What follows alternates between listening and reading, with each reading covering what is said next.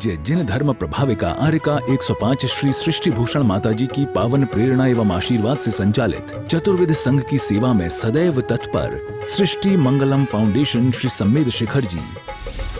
सृष्टि मंगलम foundation में विगत कई वर्षों से चतुर्विद संघ आहार उपकरण आदि की व्यवस्था सुचारू रूप से की जा रही है, जिसमें त्यागी वृत्तियों की भोजन व्यवस्था भी उपलब्ध है और साथ ही पूज्य श्री सृष्टि भूषण माता जी द्वारा वैया वृत्ति, बच्चों को शिक्षा, असहाय गरीबों को उपचार एवं रोजगार प्रदान कर जन कल्याणकारी कार्य निरंतर किए जा रहे हैं। आप भी आहार दान में सहयोग प्रदान कर करें सातिशय पुण्य का अर्जन। आप अपनी सहयोग राशि दिए गए बैंक खाता विवरण में जमा करा सकते हैं। सृष्टि मंगलम सेवा समिति, bank of Baroda, account number 0119000032429, IFSC BARB 0SHRIMA, Punjab national bank, account number 0212001011777277, IFSC PUNB 0021200। आपके द्वारा दिया गया दान आयकर की धारा 80G एवं 12A के अंतर्गत कर मुक्त रहेगा। इस पुण्यशाली योजना से जुड़ने हेतु संपर्क सूत्र। परम पूज्या जिन धर्म प्रभाविका आर्यका रत्न 105 श्री सृष्टि भूषण माता जी की मंगल प्रेरणा एवं आशीर्वाद से संचालित संस्था सृष्टि मंगलम अतिशय क्षेत्र श्री महावीर जी में चतुर्विद संघ आहार उपकरण आदि की व्यवस्था सुचारू रूप से कई वर्षों से की जा रही है, जिसमें त्यागी वृत्तियों की भोजन व्यवस्था भी उपलब्ध है। सृष्टि मंगलम श्री महावीर जी में त्यागी वृत्तियों के आहार एवं यात्रियों के ठहरने के लिए वातानुकूलित कमरे भी उपलब्ध हैं। स्थल मेन मंदिर के सामने सृष्टि मंगलम भवन। अधिक जानकारी हेतु संपर्क करें 9376571001, 9376571002, 9376571003, 7011014812। सुशीला माँ के सपने साकार हो गए और सपनों में आए महावीर देश के अवतार हो गए, देश के अवतार हो गए। क्योंकि जिंदगी क्या है, आंख मुदी तो अपना गया और आंख खुली तो सपना गया। पगले 2 दिन का मेहमान था, बाद में दफना गया, बाद में दफना गया। आते समय दिगंबर आया, आते समय दिगंबर आया, मरते समय चदरिया ओढ़ी। जीवन भर क्या गया साथ में, देख ना पाई आंख निगोड़ी। आंख फिर भी नहीं देख पाती है। हम कहते हैं दुनिया को हम देखते हैं, आपने देखा वो ऐसा कर रहा है, वो ऐसा कर रहा है, उसने गलत कर दिया, उसने अत्याचार कर दिया, उसने व्यभिचार कर दिया, सबको देखते हैं। लेकिन अपने अंदर तलाशोगे, जिसने स्वयं से मुलाकात कर ली उसने जीवन में बड़ी बात कर ली। हजारों मंजिलें मिलती हैं राही जिंदगानी में, मगर एक आखिरी मंजिल बड़ी मुश्किल से मिलती है, मगर एक आखिरी मंजिल बड़ी मुश्किल से मिलती है।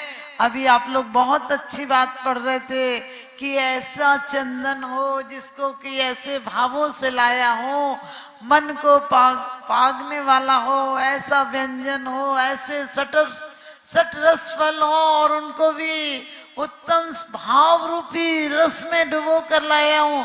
ध्यान रखना, ये शब्द सिर्फ किताबों के हैं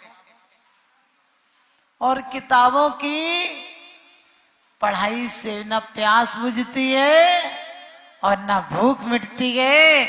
आपको पता है कितनी भी अच्छी आप काम भोग की कथाएं पढ़ लें, आपके जीवन में तृप्ति नहीं मिलती है। इसी प्रकार से अकेले शब्द तुम्हें कहाँ ले जाएंगे। शब्द तो थोते होते हैं, कोई आता है तो आप कहते हैं भाग्य खुल गए आपके, लेकिन शब्दों से ही तो बोलते हो। अंदर से पूछो भाग खुल गए या आग लग गए। आप जब कोई आता है बोले अरे आज तो पूनम का चांद निकल गया, हमने कहा पूनम का चांद निकल गया, सूरजमुखी फट गया। आप समझ गए, क्योंकि हम होठों पर हंसी अंदर में ज्वाला है। आदमी कैसा है, होठों पर हंसी अंदर में ज्वाला है, ऊपर से सफेद अंदर से काला है। और दिखावा अब इतना बढ़ गया है कि तिजोरी तो खाली बाहर से ताला है। क्योंकि होठों पर हंसी अंदर में ज्वाला है, ऊपर से सफेद अंदर से काला है। आप समझ गए, हमने जितने कपड़े बढ़िया क्रीच करे पहन लिए, उतना दिल अंदर से पुराने रद्दी के अखबार की तरह हो गया। हमारा जीवन भी अखबार से ज्यादा नहीं है। अखबार जब सुबह आता है तो पैसों में आता है और चाय पीते पीते बड़े प्यार से कुर्सी पर बैठकर पढ़ते हो, लेकिन शाम को वही समझ गए, चाट पकौड़ी खाने के या फिर गंदगी साफ करने के काम में भी आता है। लेकिन कभी भूल के मत कर देना, क्योंकि उसमें वही वर्ण लिखे हुए हैं जिनसे जिनवाणी बनी हुई है। कभी लोग कहते अखबार बिछा के बैठ जाओ, अरे अखबार पर बिछा कर बैठ जाओ। आप लोगों ने बहुत अच्छी बात पढ़ी और भी अभी आप पढ़ेंगे कि कौन से कर्म से क्या होता है। यहाँ सब दुखी हैं। माता जी मेरी बात किसी को सुहाती नहीं, लेकिन तुम एक बार वासनाओं का अंत करो, तुम्हारे जीवन में बसंत आएगा। क्योंकि संत और सैनिक दोनों सुधार का काम करते हैं। संत उपदेश से करते हैं और सैनिक आदेश से करता है। हमारी दुनिया की व्यवस्था सिर्फ एक संयम पर टिकी है। चाहे ट्रैफिक वाला हो, चाहे टीटी हो, चाहे ड्राइवर हो, चाहे पुलिस हो, चाहे कोर्ट कचहरी हो, सब एक बात पर टिकी है कि आप संयम से जियो। लोग कहते हैं माता जी धर्म कहाँ से कर सकते हैं, जीवन में तो कितना कठिन है। हमने कहा जितना प्यार और सच्चाई से तुम दूसरों के सामने पेश आते हो, इतना अपने अंदर आने लगो, तो यही तो धर्म की शुरुआत है। धर्म कोई कठिन जीवन जीने की शैली नहीं है। धर्म जीवन को आसान और आनंदमय जीने की शैली है। धर्म को तुमने बिल्कुल औपचारिकता बना लिया। घर में कोई मेहमान आए तो पहले उसे निपटाओगे, बीमारी हो जाए तो मंदिर नहीं आओगे, व्यापारी आए, रिश्तेदार आए, सबको निपटाओगे। जवानी में एक शादी की उम्र होती है, नौकरी की उम्र होती है, सब चीज की उम्र होती है, लेकिन जब सब उम्र सबके दरवाजे बंद हो जाते तब तुम मंदिर में चले आते हो। हमने कहा कि भगवान क्या इतना बेकार है जो तुम्हें अब रख लेगा। लोग कभी भी कहो तो किसी से कहो मंदिर जाया करो, तो सास या उसकी माँ बोलती है अभी तो नहीं है माता जी, खेलने खाने के दिन है, अभी कहाँ से मंदिर आएगी। हमने कहा जब धक्के खा खा के गिरने लगेगी तब क्या मंदिर आने के दिन होंगे। ध्यान रखना, ये कभी मत सोचो कि धर्म कल कर लेंगे। धर्म करने का नाम नहीं है, धर्म आत्मविशुद्धि का नाम है। और परमात्मा, सच पूछो, परम विशुद्धि की अवस्था का नाम परमात्मा है। हम लोग कहते हैं भगवान एक बार आ जाओ आ जाओ, लेकिन तुम्हें वहां जाना है कि उसे बुलाना है। और गाने भी कैसे कि भगवान इस जन्म में ना सही पर भव में मिलता, और भगवान मुझे तो 7 जन्म में क्या 100 जन्म में तुमसे। हमने कहा एक जन्म में अपना तो जाए, तो कितने दृष्टांत है हमारे वर्तमान युग में। एक बार सांप हो, नेवला हो, बंदर हो, अंजन हो, कोई भी हो, एक बार स्मरण किया। स्मरण तुम्हारे जैसा नहीं, स्मरण का मतलब है जब जैसे आप अपने प्रेमी को दिमाग से 1 मिनट नहीं भूलते हो।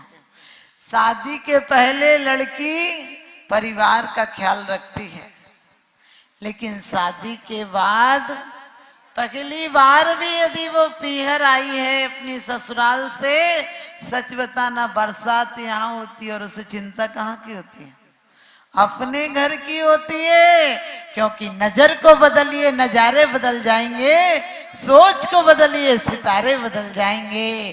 किश्तियां बदलने की कोई जरूरत नहीं, धारों को बदलिए किनारे बदल जाएंगे।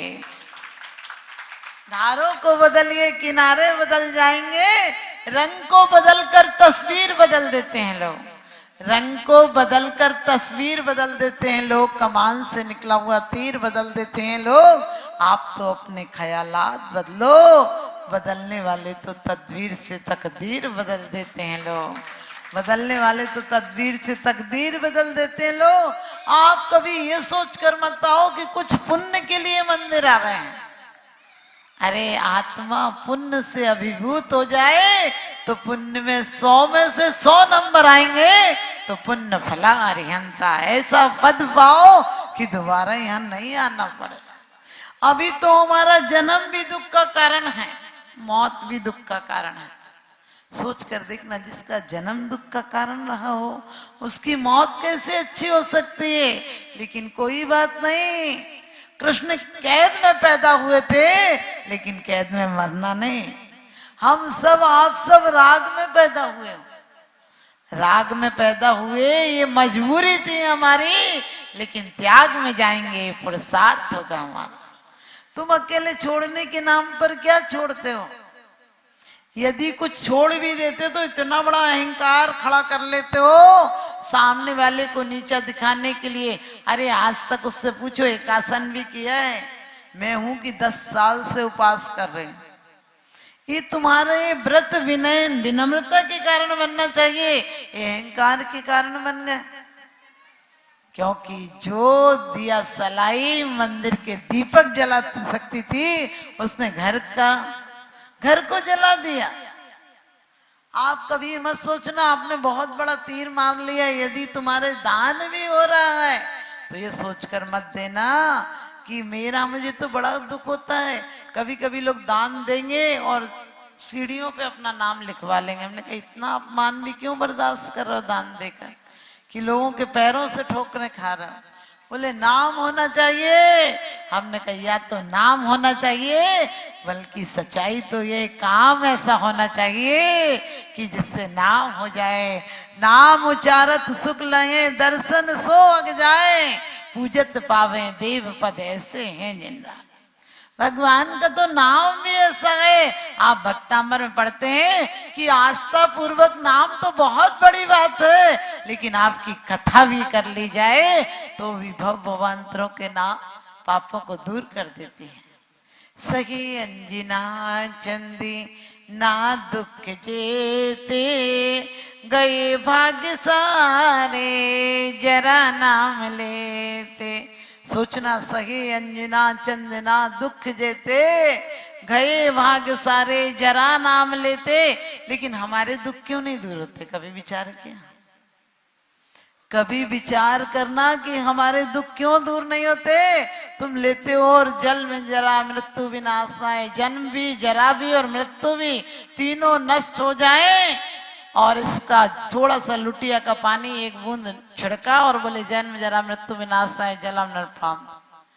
हमने कही जन्मदिन कितनी धूमधाम से मनाते हो, इतना परमात्मा का जन्मदिन मनाते हो क्या? और उसमें से परमात्मा से कह रहे हैं कि मेरी तो से बनी ताते करो पुकार। हमने कि वो सकल गई गायक तदपि निजानंद रसले, सो जिनेन्द्र जयवंत नित्य हरिरज रघस भी।